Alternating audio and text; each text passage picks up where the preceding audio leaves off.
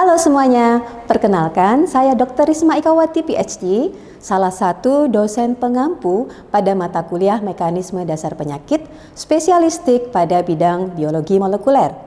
Mata kuliah Mekanisme Dasar Penyakit ini mempelajari ilmu kedokteran yang mendasari terjadinya suatu penyakit dan merupakan jembatan dari mata kuliah biomedik di semester sebelumnya dan sebagai fondasi yang sangat penting untuk mempelajari mata kuliah blok sistem di semester yang lebih tinggi. Bobot perkuliahan Mekanisme Dasar Penyakit adalah 5 SKS dan disajikan pada semester 2. Capaian pembelajaran mata kuliah ini adalah yang pertama, mahasiswa mampu menjelaskan ilmu kedokteran yang mendasari terjadinya suatu penyakit. Yang kedua adalah mahasiswa mampu menjelaskan dasar penegakan diagnosis secara umum dan dasar dari pemberian tata laksana untuk mengatasi penyakit tersebut. Metode pembelajaran yang akan diberikan berupa kuliah interaktif, praktikum, tutorial melalui problem-based learning, dan berlatih keterampilan klinis berupa anamnesis dan melakukan pemeriksaan klinis. Di akhir dari perkuliahan, mahasiswa akan dinilai pemahamannya melalui pertama, multiple choice question. Di sini untuk menguji penguasaan konsep dasar mekanisme penyakit dengan bobot 55%. Yang kedua, analisis kasus dalam ujian Student Objective Clinical Assessment atau SOCA dengan bobot 15%. Yang ketiga, ujian Objective Structure Practical Examination atau ujian praktikum atau OSPI dengan bobot 15%. Dan yang terakhir adalah ujian OSCE atau Objective Structure Clinical Examination untuk menilai keterampilan klinis dengan bobot 15%. Video pembelajaran yang akan saya bawakan nanti mengangkat topik penyakit genetik dan teknologi diagnosis. Di sini, mahasiswa akan mempelajari bagaimana kelainan genetik dapat menyebabkan penyakit, mulai dari mutasi pada level DNA atau gen hingga kelainan kromosom dan disertai dengan contoh-contoh kasus. Selain itu, mahasiswa juga akan mendapatkan informasi teknologi yang digunakan untuk membantu menegakkan diagnosis kondisi tersebut secara lebih cepat, akurat, dan juga spesifik. Terima kasih telah menyaksikan, semoga bermanfaat. Salam. Ya, selamat pagi adik-adik semua. Pada hari ini kita akan membahas atau berdiskusi mengenai topik yang kalian bisa baca di sini mengenai dasar penyakit genetik dan juga teknologi untuk melakukan deteksinya seperti apa. Ini merupakan salah satu topik yang kalian dapatkan pada mata kuliah Mekanisme Dasar Penyakit. Nah, capaian pembelajaran dari mata kuliah ini adalah setelah kalian belajar topik ini, diharapkan mampu menjelaskan ilmu kedokteran yang mendasari terjadinya suatu penyakit. Dalam hal ini adalah penyakit genetik. Dan ini juga yang akan menjadi dasar bagaimana kalian memberikan treatment ataupun pengobatan kepada pasien yang mengalami kelainan genetik tersebut. Nah, sebelum kita masuk ke dalam materi yang lebih dalam lagi, saya akan memulai dengan salah satu kasus berikut ini, ya.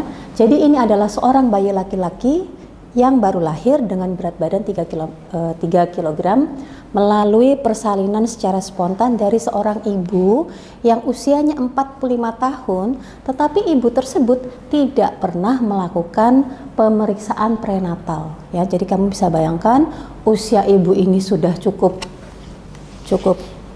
banyak, ya, cukup tua, dan tidak pernah melakukan pemeriksaan prenatal apapun, dia nggak pernah ngecek, ya. Dan kemudian pada pemeriksaan fisik segera setelah bayi itu lahir, tampak karakteristik yang saya kira ini cukup signifikan, ya. Kalau misalnya kalian lihat di sini bahwa visura palpebranya oblik dan kemudian jarak antara interpupillernya ini lebih lebar, ya. Dari penampakan ini kira-kira apa yang ada di benak kalian? Mungkin ada diagnosis ataukah mungkin ada kecurigaan kalian terhadap kelainan yang ada. Betulnya bayi yang pertama, ya, anak yang pertama. Kemudian ada lagi, kalau misalnya tadi bilang faktor resiko, ada yang lain lagi nggak? Kira-kira penyebabnya apa, ya? Apakah ini merupakan salah satu penyakit infeksi? Penyakit atau riwayat genetik, ya. Jadi kemungkinan ini adalah suatu kelainan yang disebabkan oleh kelainan genetik. Nah, kalau kita berbicara mengenai kelainan atau penyakit yang disebabkan oleh kelainan genetik, pasti kita akan mulai dari gen itu sendiri apa. Ada yang masih ingat pelajaran di biomedik di semester yang lalu, apa yang dimaksud dengan gen? Ya, Lintang? Kalau gen itu mungkin bagian terkecil dari DNA, jadi kayak DNA terus itu gen bagian terkecil lain. Bagian terkecil dari DNA. Ada yang punya pendapat yang lain? Ayo, ya silakan Vanes. Komponen penyusun makhluk hidup yang terkecil yang fungsinya itu untuk mewariskan materi genetik. Mewariskan Ciri-ciri genetik dari orang tua ke anaknya. Oke, mewariskan ciri-ciri genetik dari orang tua ke anaknya. Ada yang lain di sebelah sini mungkin? Ya. Jadi gen itu menurut saya itu unit pewarisan sifat yang terdiri dari DNA. Jadi unit terkecil yang mewariskan sifat. Ada DNA-nya dia tadi ngomong. Nah, sekarang DNA di mana, gen ada di mana? Ya, masih ingat kira-kira gambarannya seperti apa? Masih ingat ini? Jadi kalau ini adalah satu sel, ya, di dalam sel itu ada apa? Ini ada inti sel, ya. Di dalam inti sel ada kromosom. Sebetulnya kromosom itu apa sih? Untayan dari benang DNA. Jadi kalau misalnya kita ambil intinya, ada kromosom. Kromosom itu kita tarik. Itu sebetulnya untayan benang-benang dari DNA, ya. Cuma dia dibikin supaya kompak, supaya bisa muat dalam satu inti sel, ya. Nah, kemudian kalau kita DNA kita tarik lagi, ternyata di sini ada gen. Jadi gen itu adalah potongan-potongan di dalam DNA. Kalau gen itu kira-kira isinya apa?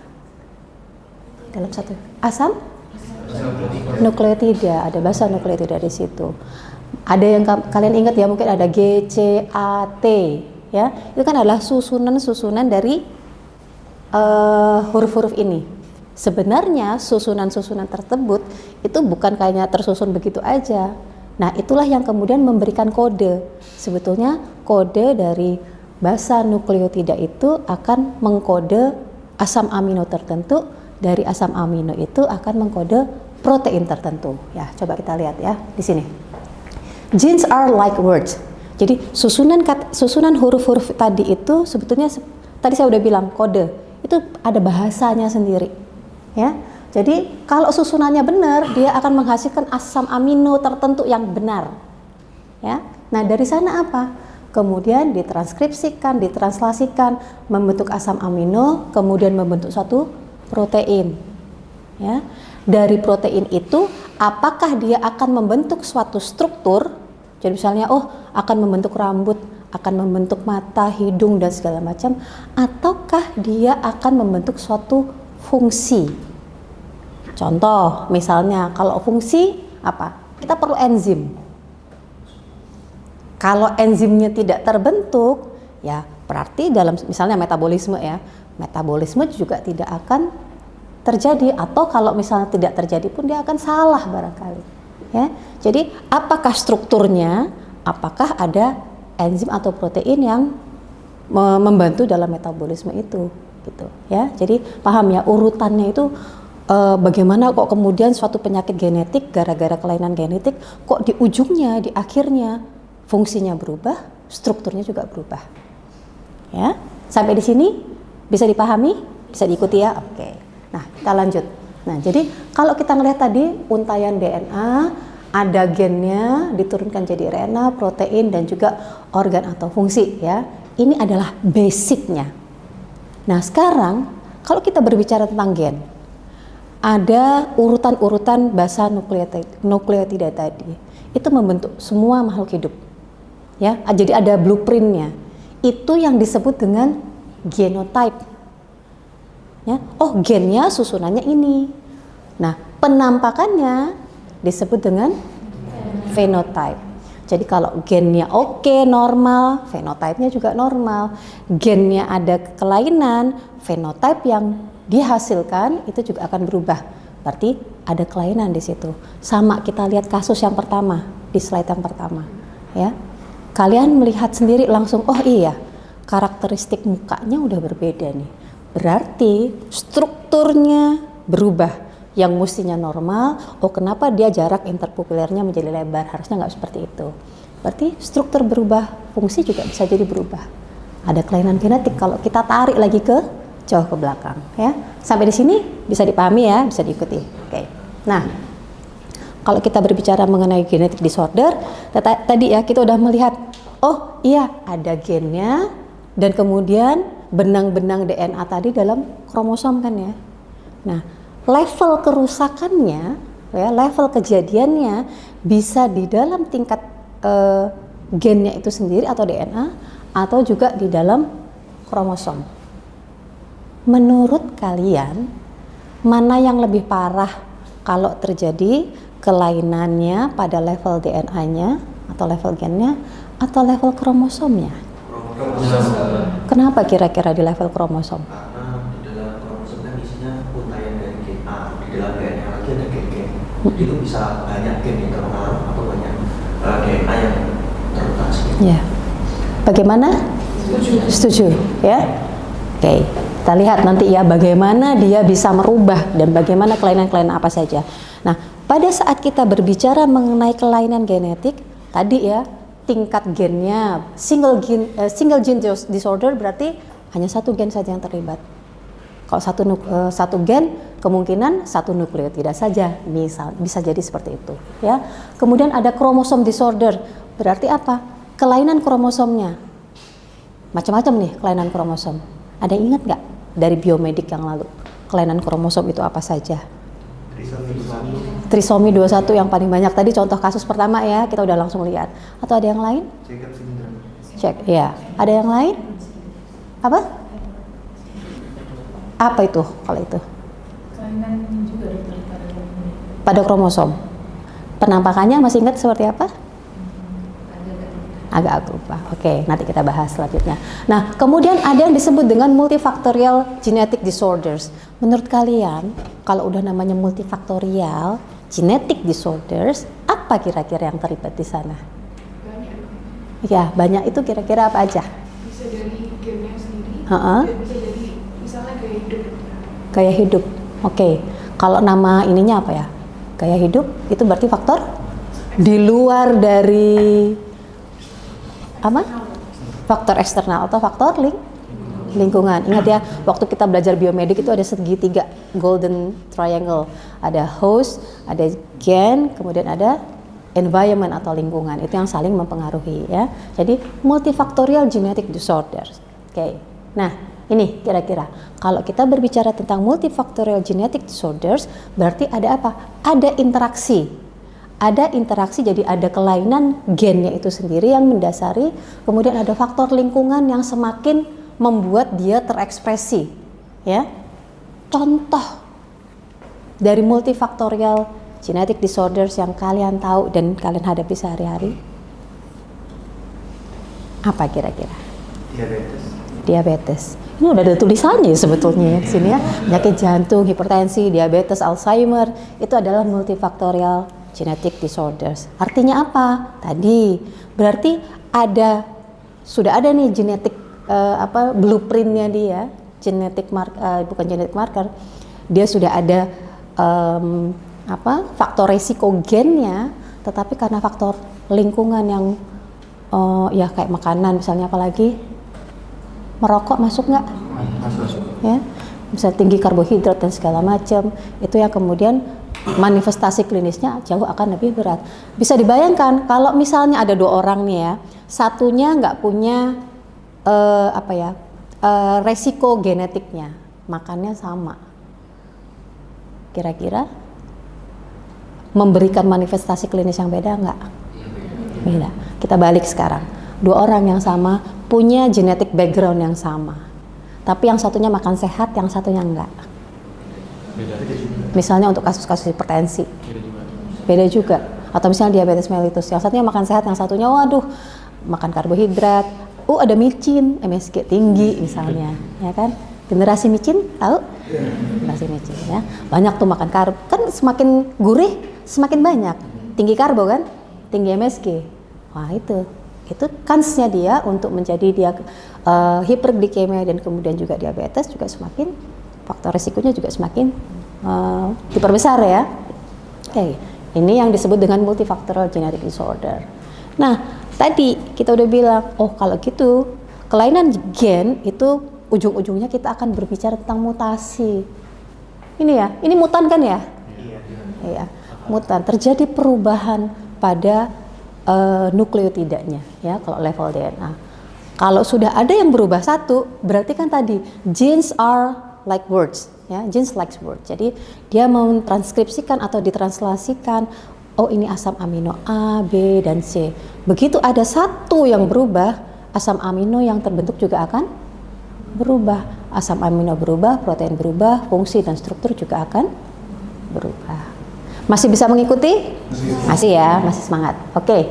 Nah, tipe mutasi tadi apakah level gen, apakah di level kromosom? Di level gen kita tadi udah bilang, oh ya udah terjadi dalam satu gen itu saja, ya. Mau satu, mau dua, tergantung mutasinya mau sebagaimana beratnya ya. Ada yang masih ingat nggak kalau di level gen, kira-kira mutasi itu apa sih yang bisa terjadi di situ? Nukleotida, ya, urutan-urutan basa tadi. Apa? Inversi, kira-kira terjadi. Inversi itu apa? Kalau misalnya dikembalikan urutan, dia kira-kira kalau misalnya inversi, gini ya, kira-kira itu terjadi di level gen atau kromosom? Level kromosom. Berarti kalau di level gen, kalau cuma urutan-urutan begini saja, ada apa? Insersi dan delesi, atau dia berubah, terjadi mutasi, point mutation, ya. Nah, kalau kromosom itu tadi delesi, inversi, duplikasi, atau translokasi. Ya, coba kita lihat. Loh, tapi ini kok ada epigenetik ya? Apa itu? Pernah mendengar tentang epigenetik nggak? Apa tuh epigenetik? Bagaimana lingkungan mempengaruhi gen kita? Bagaimana apa? Lingkungan dan mempengaruhi gen. Bagaimana lingkungan mempengaruhi gen kita. Jadi kalau kita ngomongin tadi ada single gene, kromosomal, multifaktorial, jangan-jangan epigenetik itu masuk dalam yang mana? Multifaktorial. Ya. Kalau di epigenetik, apakah terjadi mutasi kira-kira? Nah, ini yang agak sedikit berbeda ya. Kalau di sini kita akan ngomongin mutasi, perubahan dan segala macam. Pada saat kita ngomongin epigenetik yang multifaktorial tadi, itu tidak terjadi mutasi dalam sequence-nya, tetapi ada penambahan gugus metil. Nanti kita akan bicarakan itu pada sesi yang berikutnya, ya. Oke. Tapi ini juga sudah masuk ke dalam tipe kelainan-kelainan genetik, ya. Oke. Nah, sekarang kenapa kira-kira gen itu bisa berubah? Pasti karena ada faktor yang apa? Mempengaruhi dia jadi berubah. Mutagen, ya. Ada beberapa mutagen yang banyak diketahui orang ya, yang apa? Dari penelitian dan segala macam. Salah satunya physical, chemical, biological, radiasi. Termasuk sebagai mutagen. Kemudian merokok juga salah satu mutagen. Penyakit infeksi virus nih ya, human papilloma virus, sexually transmitted virus, itu juga bisa menginduce terjadinya mutasi ya, dan yang lain-lainnya ya. Nah, ini tadi kita berbicara bahwa pada saat terjadi kelainan gen ya, kelainan genetik, apakah dia tadi ada apa? Insersi, delesi, dan satu lagi sebetulnya substitusi ya. Jadi kalau kalian melihat gambar yang di atas, ini contohnya adalah gambaran sequence itu atau urutan basa yang normal ya. Jadi apa? Ini adalah asam amino yang harus dihasilkan, fenilalanin, tirosin, glutamin dan segala macam. Normalnya ini ya. Kemudian ternyata terjadi substitusi. Substitusi apa maksudnya? Substitute, diganti ya. Yang mana kira-kira? Kita ambil contohnya yang ini. Terganti satu asam nukleotidanya. Yang harusnya G, guanin menjadi adenosin. Akhirnya kalian bisa lihat sendiri, mestinya kalau GAA menghasilkan glutamat, berubah jadi AAA menghasilkan lisin. Asam amino berubah. Padahal kalau kita ngomongin protein, ini fenil ini juga mempengaruhi ini nanti. Itu substitution ya, atau pengganti. Nah, kemudian insersi. Insersi berarti apa? Nambah ya. Coba kalian lihat ya. GAA masih aman ya di sini juga sekuensinya, tapi ketambahan satu. Ketambahan satu nukleotida saja. Akhirnya apa? Masuk di sini, kegeser semua ke sana. Urutannya bergeser. Kira-kira kalau urutannya bergeser, bagaimana dengan asam amino yang di sebelah sananya? Berubah semua. Kira-kira kalau banyak yang berubah, fungsi dan struktur bagaimana? Kelainan yang dihasilkan juga pasti akan jauh lebih besar dibandingkan yang cuma satu. Itu kalau ditambah insersi. Nah, sekarang ada yang namanya delesi. Delesi berarti apa? Hilang. Sama dong, misalnya tadi apa di sini? GAA ya. G-nya hilang. Hilang di sini berarti yang dari sini maju semua. Kalau dia maju semua, urutannya berubah lagi. Asam amino yang dihasilkan juga berubah lagi. Ya? Oke. Nah, jadi kalian bisa lihat di sini. Satu saja berubah, satu hilang atau satu nambah, efeknya besar. Ya? Bisa dipahami kalau dari sini? Oke, kita lanjut ke yang ke berikutnya. Nah, tadi kita udah sepakat genes like words. Seperti kata ya. Kalau tadi kan GAA kita nggak bisa ngapa-ngapain. Anggaplah ini, the dog beat the cat. Asam amino. Kalau misalnya T-nya saja yang terjadi mutasi, jadi R. The dog beat the car. Completely different. Sama sekali berbeda barangnya. Yang satu kucing, satunya mobil. Ya, jadi ini. Jadi insertion and deletion are usually more harmful. Sudah paham ya?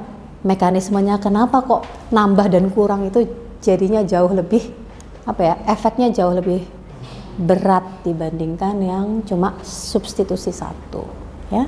Paham ya sampai sini ya? Oke. Nah, ini adalah salah satu contoh dari kelainan genetik ya, PKU atau phenylketonuria ya. Dalam keadaan normal, fenilalanin ini akan menjadi tirosin dengan bantuan enzim fenilalanin hidroksilase. Enzim ya. Enzim kan tadi protein juga ya dihasilkan.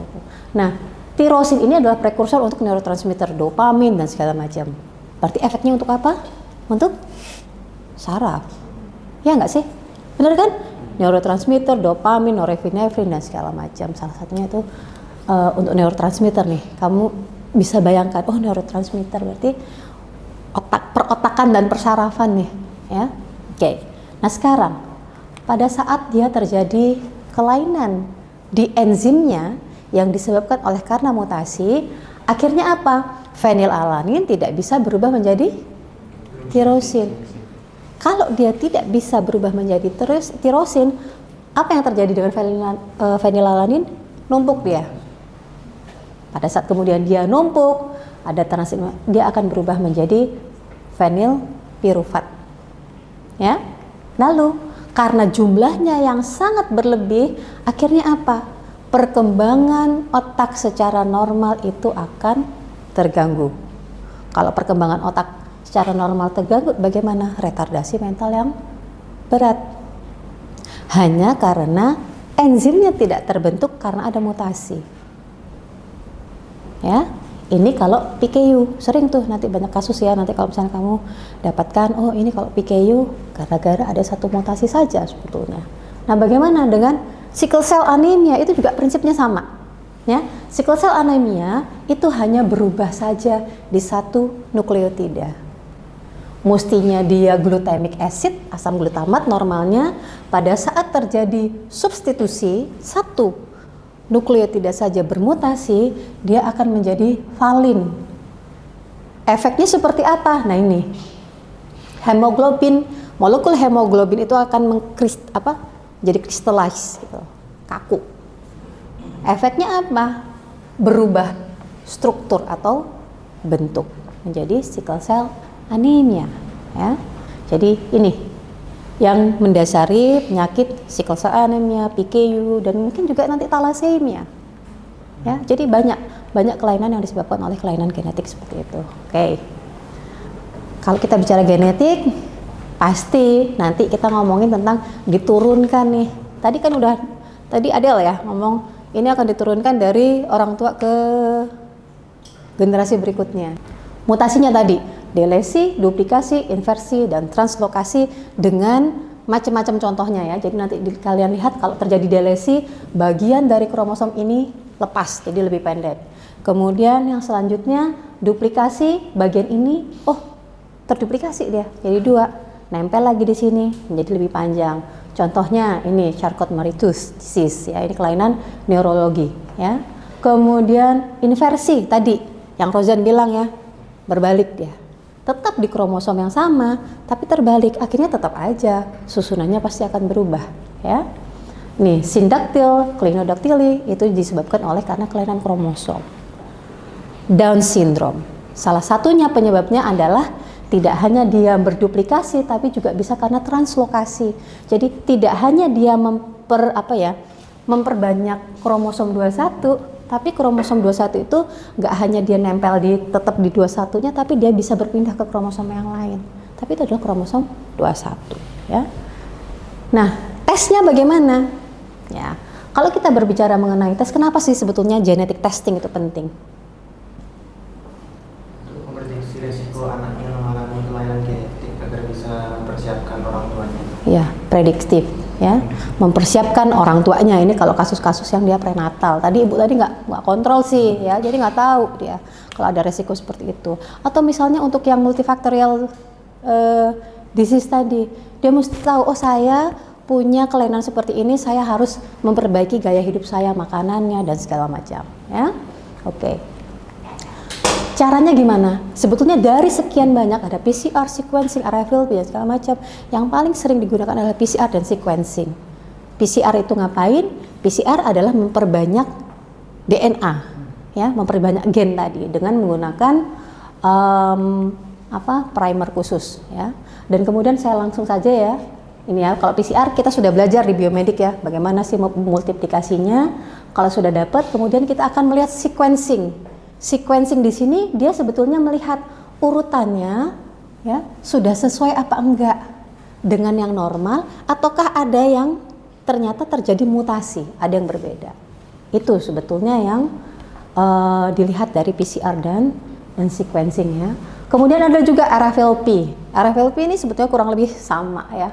Jadi dia akan melihat menggunakan enzim restriksi. Kalau normal dia harusnya seperti ini, tetapi begitu ada mutasi, dia memotong di tempat yang berbeda ya. Jadi kurang lebih seperti itu. Nah, kalau benefitnya genetic testing ya udah, begitu kita tahu.